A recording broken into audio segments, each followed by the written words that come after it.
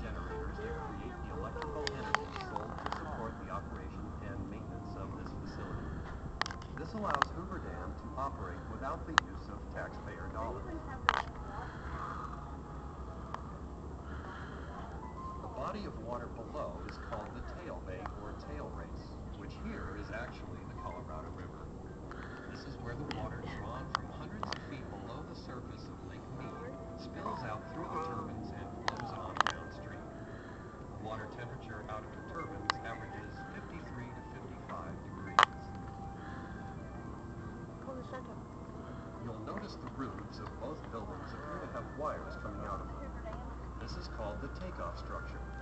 From the takeoff structure, the wires carry the electricity up and over the canyon walls at 230,000 volts.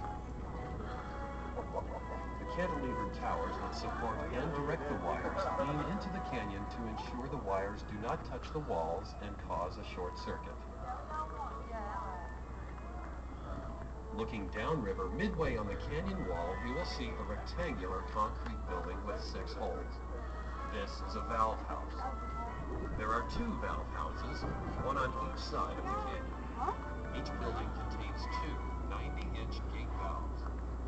These valves allow us to discharge water directly from the lake, bypassing the turbines whenever needed.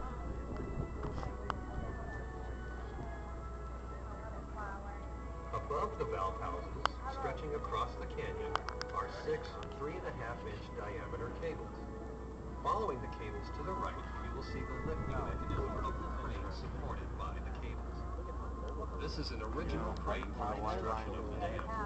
It is the oldest and largest continuously operating cableway crane system in the world, with a lift capacity of 150 tons. The crane is used to deliver large equipment from the road to a powerhouse.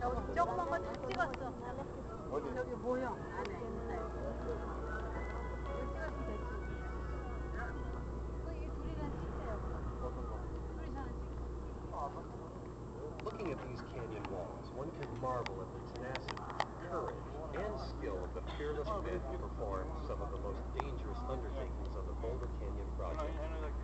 These brave characters, called high scalers, swung from the top of the canyon walls by a single rope on a small chair, drilling, blasting, and chipping away at the rock.